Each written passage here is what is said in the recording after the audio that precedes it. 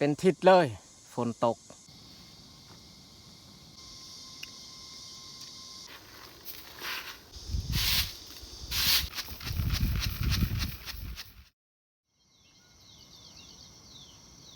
กราบสบายดีเบิร์ดสู่คู่สู่คนที่เขามาเบิ่งมาชมสองของเฮา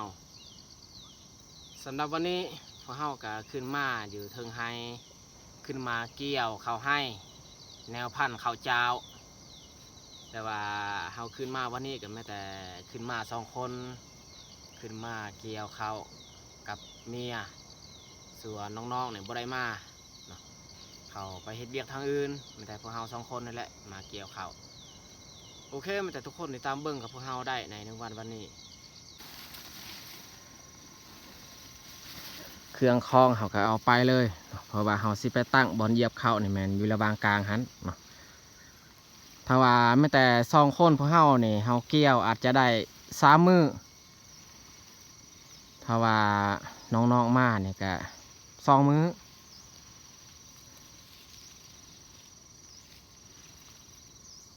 แนวพันธุ์ข้าวเจ้าเนี่ยเวลาเขาเหยียบก็มันล้นยากก็คือข้าวเหนียวล้นง่ายตั้งระหว่างกลางพอดีเอาเบื้องนี้เอาเบื้องนั้น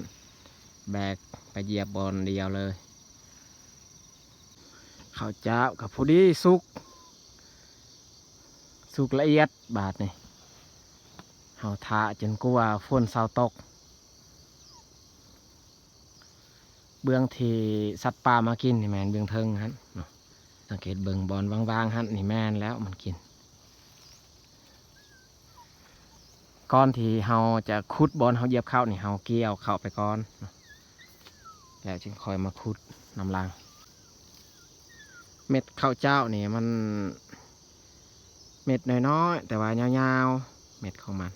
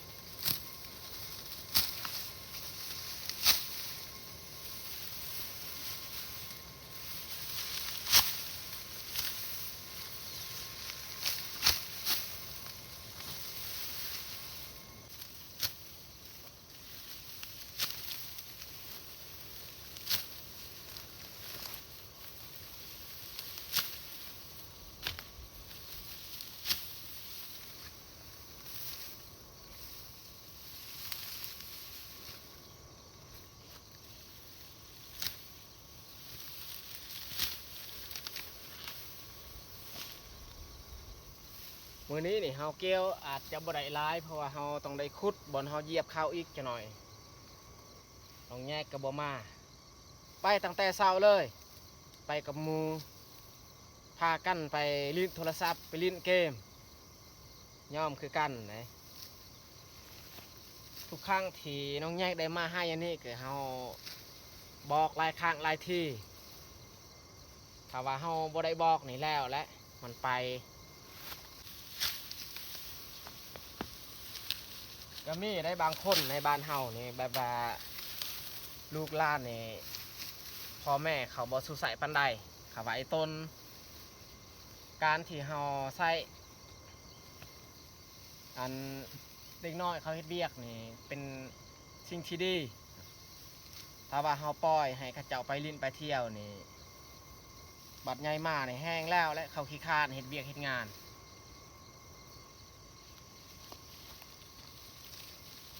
เรื่องเวียกนี่เฮาอยากให้เขาเฮ็ด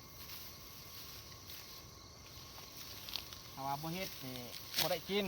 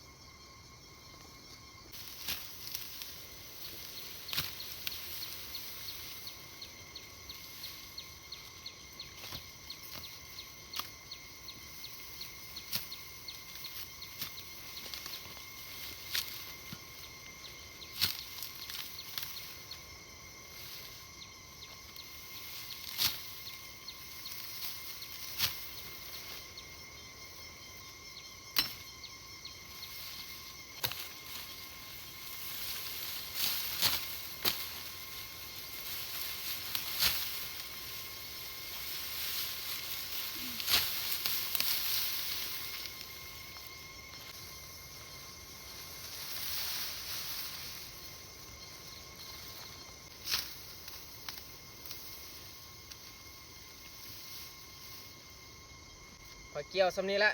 คอยสิขุดบอลที่เฮาเหยียบเข้าให้เตื้อยเกี่ยวไปก่อนยานว่าเฮาเกี่ยวไปโดนกะมันแดดก่อนต้องได้เฮ็ดบอลเหยียบเข้าแล้วก็เอาผ้าบัดมากางไว้ก่อน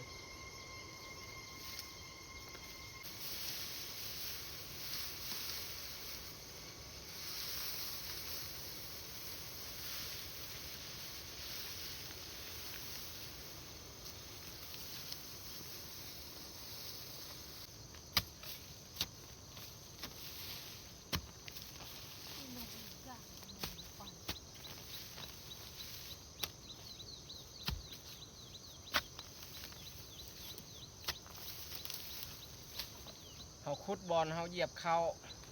ดินบ่เพียงเป็นนี่เฮาขุดค่อนข้างเลิกก็คืออยู่ลุมขุดหน่อยนึงก็แล้ว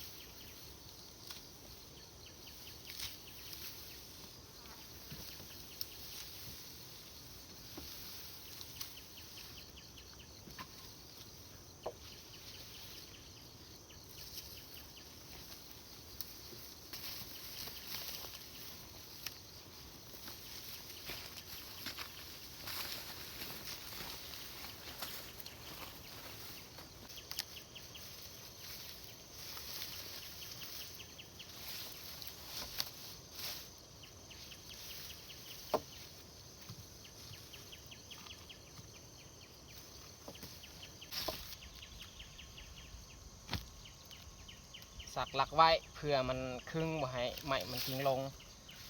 เพราะว่ามีเสือกเนี่ยเราจะมัดแต่ว่าอยู่กลางไห้บุมีเสือกสักไว้หลักแบบนี้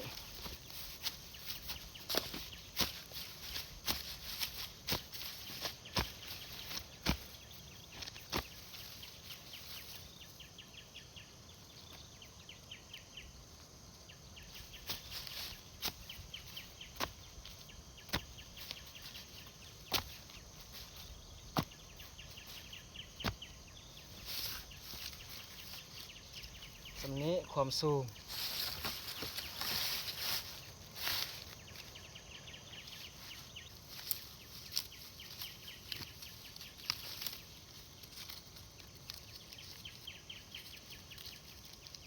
เอาต้นเขามามัดเพียงมันครึ่งได้ถ้าว่ามันได้จับครึ่งแล้วเราเอาต้นเขาอีกมาทมแต่เทิงมันอยู่แล้วมันบ่ตกลง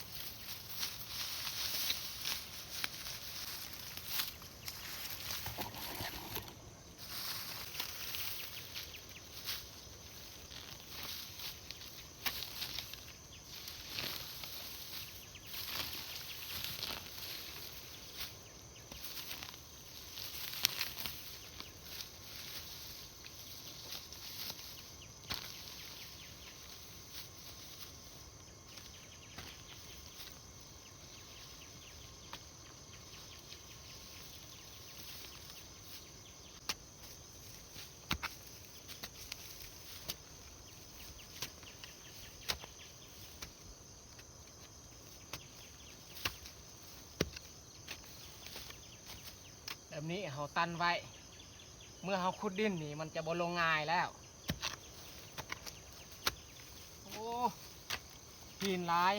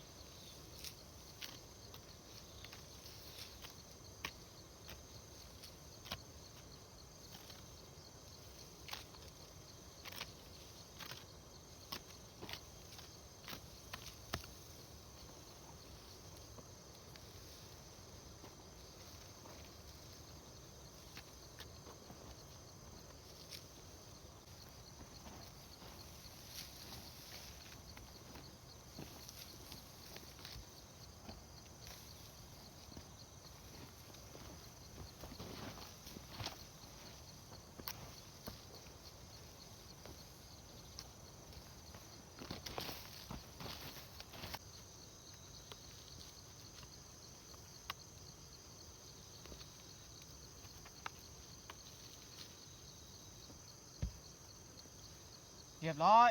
เฮาขุดบอนเฮาเหยียบเข้าโอ้ยเขื่อแตน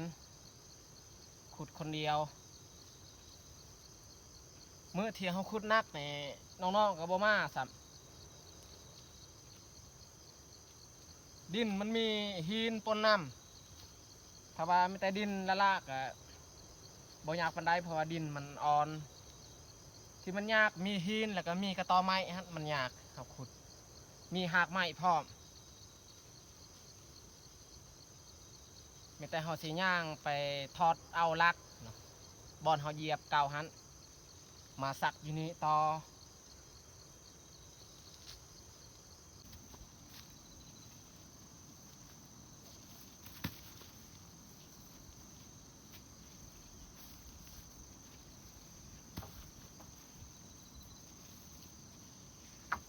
ดอมก็มาน้ำ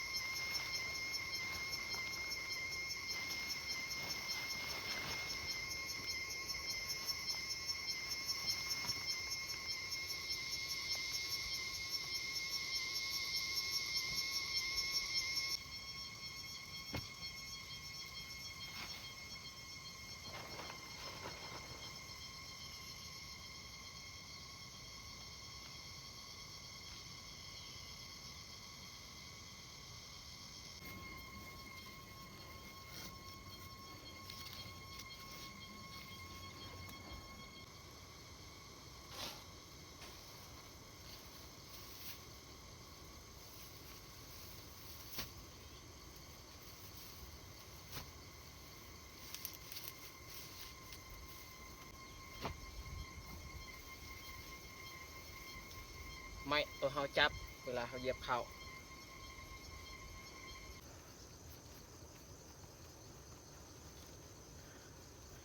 วันนี้ก็บ่ค่อยแดดปานใดแต่ว่ารู้สึกอ้าวเพราะว่าฝนฮักก็เช้าตกมื้อวานนี้เขาให้ก็ค่อนข้างอ้าวนะ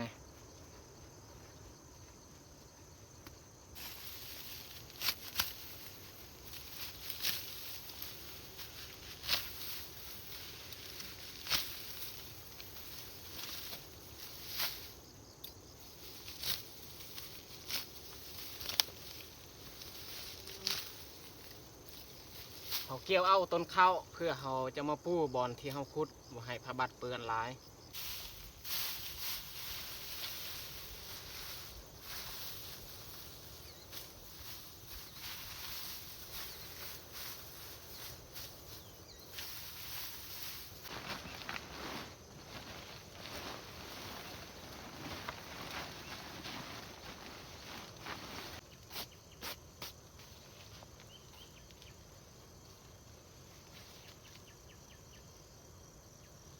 ตอนนี้เขาเฮ็ดบอนเหยียบเข้ากับสำเร็จเรียบร้อย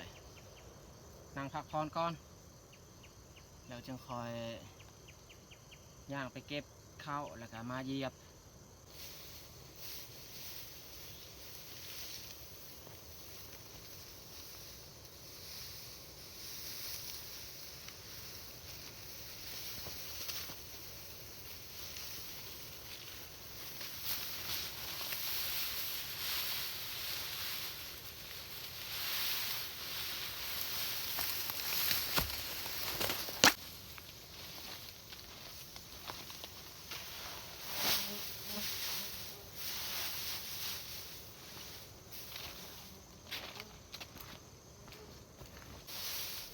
เนื้อพันธุ์ข้าวเจ้าเนี่ยเขาเหยียบทีละน้อยทีละน้อยเพราะว่ามันล่นค่อนข้างยากหน่อยนึง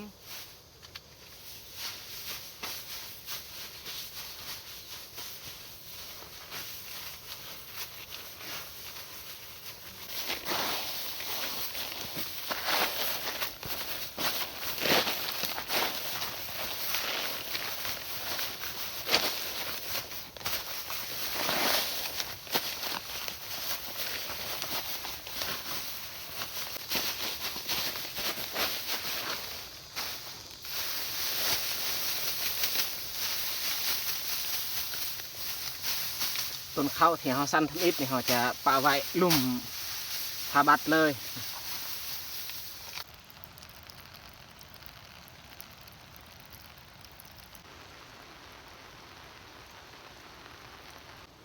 ฝนห้ำอีกแล้วทุกคนเอ้ยคิดว่าฝนเศร้าตกแล้วเอาไปมาเนี่ยมันห้ำต่ออีก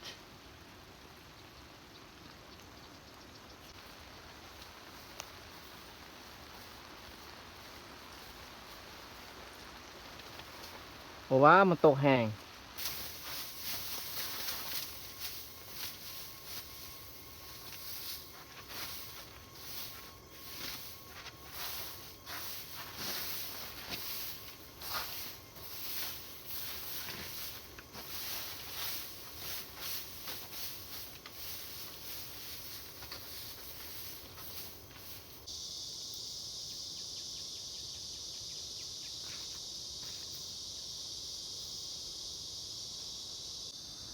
เขาที่เฮาเหยียบแล้วก็ได้แต่สำนี้ละไม่แต่เฮาพักเที่ยงเมื่อกินข้าวส่วนอาหารเที่ยงเนี่ยแม่นอเตยเป็นผู้เฮ็ดห่อนแห้งพี่น้องเอ้ยด้นและบ่ได้ตากแดดเพราะว่าช่วงนี้นี่เป็นทิศเลยฝนตกอากาศค่อนข้างเย็นวันนี้แหละจึงฮ้อนบางกี้ก็ฝนห้ำแต่ว่าเดี๋ยวนี้มีแสงแดดส่องมาอีกมันฮ้อนเอาจะเลี้ยงม้าถึงอันนั้นหลังกระดง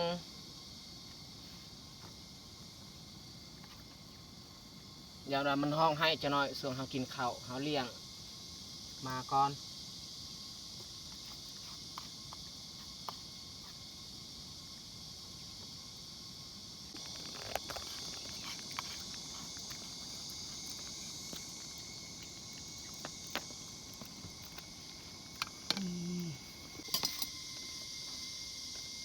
สำหรับของกินตอนเที่ยงกับเบิดแต่ซ้ำนี้ละอันนี้แมนของกินที่เฮาเอามาจากบ้านตำมะเขือใส่ชีนแห้งแล้วก็นอนไม้ไผ่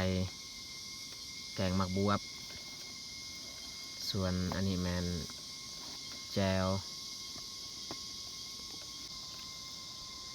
ตอนนี้พาเข้าตอนเที่ยงกับสำเร็จเตยเพิ่นจัดเอามากินข้าวเที่ยงน้ำกันมาพี่น้องมากินข้าวน้ำกัน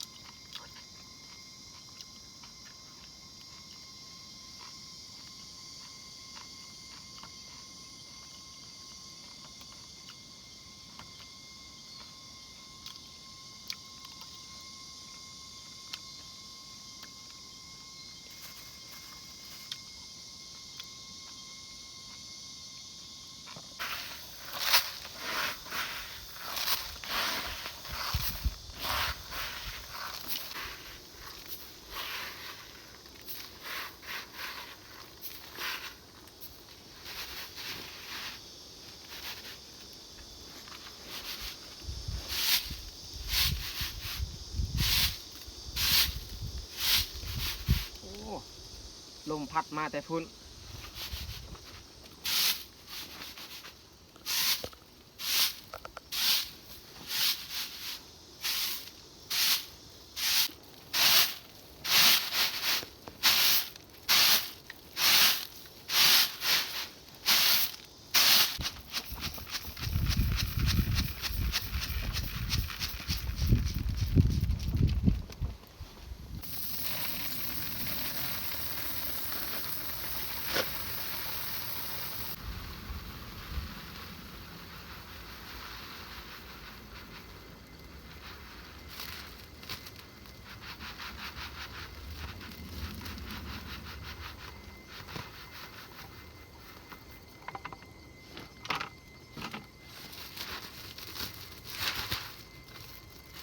สำหรับคนงานที่เฮา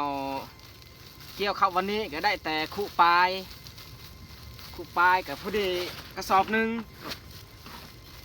แต่ว่าในกระสอบนี้นี่บรรจุได้2คู่เต็มอันนี้นี่โบเต็มคู่อันนี้โบเต็มอีกประมาณเท่านึงเขาพัดนี่ผู้ดีเต็ม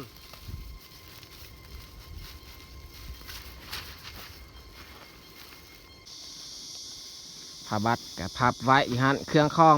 เก็บไว้อยู่หันเบิดส่วนผ้าบัดที่เฮากางอันนี้นี่เฮาจะบุกูกางใบในนี้เลย